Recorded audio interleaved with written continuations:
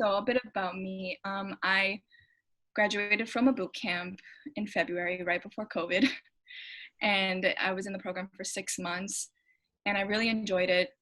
Prior to that, I was a marketing assistant for a year, and before that, I was in retail for like 5 years.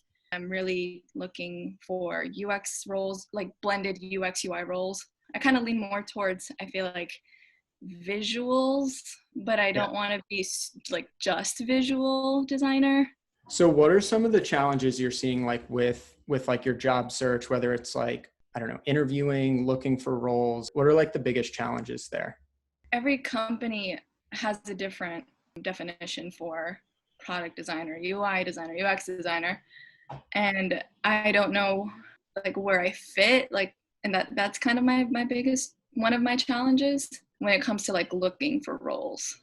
UX job descriptions are just all over the place, right? So I think a lot of more junior designers get psyched out, I think, looking at job descriptions.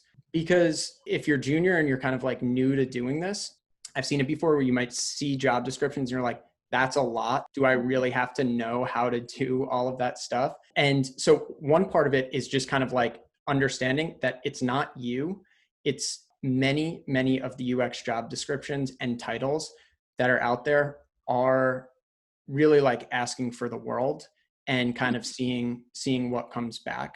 And you never know who writes the job descriptions either, right? It could be a blending of like a hiring manager, maybe getting a little input from the design team. It could be a job description they've had for a UX designer that's like 5 years old that they keep touching up, and it's like a Frankenstein of a job description and stuff like that. First thing is like really titles. Yes, there supposedly is a difference between product designer, definitely like UI UX designer, but like overall you're going to drive yourself crazy trying to figure out which one you should look for. The job title isn't really a good descriptor of what you're going to be doing in that. And the job description might not even be the skills that are needed might not even be a great indication of that. In terms of like finding kind of how you fit in, right? I've told a lot of students before, I like to think of finding your place as a UX designer is much more about strengths and competencies rather than job title, right?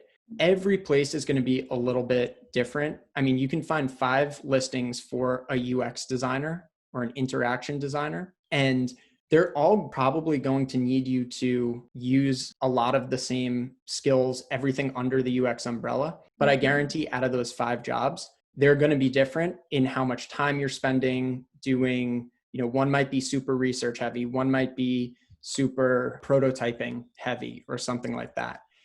And you don't really know that until you get to the next step and just kind of ask like, what am I doing every day? And that's a hard part about this whole thing. One thing I think that's a good thing about that though, is that actually can be kind of a good intro for you to get in touch with someone at the company. AngelList is a really good site that's all startup jobs. Like besides just putting your application out and just blasting it to a million places, trying to like start a conversation with someone who works there and ask them those questions. It might not be easy to do and you might strike out a bunch. For example, if you saw a job description for a UX designer at a company, you can probably find a designer on that team on LinkedIn. Mm-hmm. And a lot of times they'll say, oh, just apply for the job. But you might be able to message them and say, hey, like, it looks like there's a lot involved, there's a lot in this job description. I'm really interested in it. I was just thinking, would you mind if I asked you a couple questions about kind of like day-to-day work and stuff like that? And that really works for you 2 ways, because I've seen it work a lot for new designers where it can be like kind of get you in the door. And it can also give you some clarity on what am I working on every day? Who am I working with? What am I doing? Companies don't really put that in a job description, right? They just write like general skills and stuff like that. Yeah, that's a good point. I need to do that because I've reached out to people, but not with like a specific ask like that. So I think that would really help them just know, okay, this person is not trying to like get me to immediately refer them. It's just more about like, what do I do, basically. Yeah, totally. And it shows like you're interested, not just like interested in the job. I mean, sure, someone might take it as like Anna's trying to kind of like find a way into the shop, but you're asking about, that's a good thing, right? Like if you're asking questions or requesting to ask a couple questions to find out if this job is a good fit for you. If I were hiring and someone asked that, maybe I would say apply for it first, like just do that, because a lot of people, will push you to just say apply and then we can talk. But I don't know, maybe I'm kind of giving people more credit, but I would answer someone and say, sure, I'd be happy to talk to you for 10 minutes or answer a couple questions on email, because that means that that person is like seriously considering it and wants to see if they're a good fit for it, which is a good thing for me if I'm hiring someone. So what do you think about an entry-level designer going into their first job at a startup versus an agency or like a big tech company? What are the chances of getting into, let's say, a big company as well? I think the chances of starting that conversation with someone are probably better at a smaller company or an agency for sure, right? Or like a startup, even if it's kind of a big startup, that those chances are a little bit better because, if you're applying for a job at Verizon, they're going to have like a more straightforward process where they're going to say like, send them to HR to the application. They have a whole streamlined thing. I would start by thinking, what kind of stuff do you want to work on? What kind of company do you want to work for? Starting there, and then kind of trying that strategy with some of those companies. Yeah, my biggest thing is I don't want to be thrown into the fire. Like I want a supportive environment. And I don't know if like a startup would be best for that, or is agency better with that? I'm not sure. It depends. I tell a lot of students, ideally your first UX job is one that after a year, you can confidently go apply for other jobs that are asking for like 3 to 5 years of experience, right? You just pack like so much learning into that first year or whatever it is.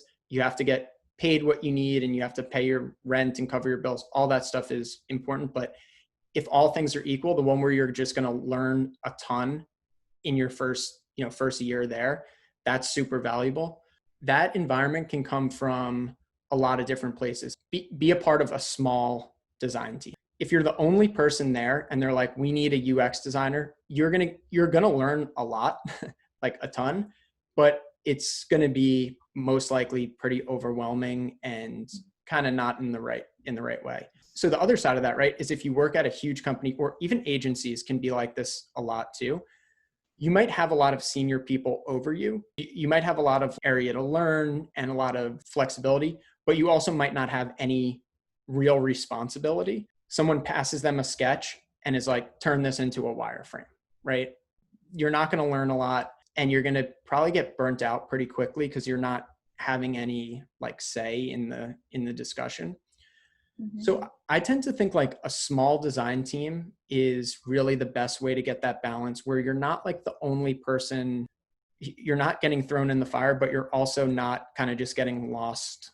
So you have some people, but like a design team of like 3 to 5 people in general, kind of the sweet spot of what you want for your first gig. Do big companies normally hire entry-level designers? Big companies do hire junior UX designers, and they probably hire them with the intent of like, we want this person to grow. Bigger companies probably have a process for promotion and getting and growth and learning on the job. That's kind of the thing about agencies. I'm generalizing a little bit, but agencies, I would say in general, are not as good to work at as a junior UX designer. You might work on a lot of like big client projects in a short amount of time. You might have 3 big brand names in your portfolio in the first year. That's good.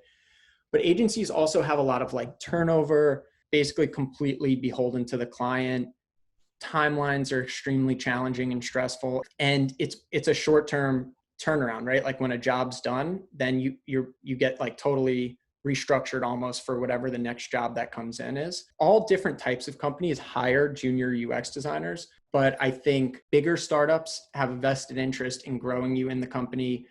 Agencies are where I see that, again, not always, but where that kind of like falls apart a little bit and can be kind of tough as a junior UX designer. It can be a challenging first gig.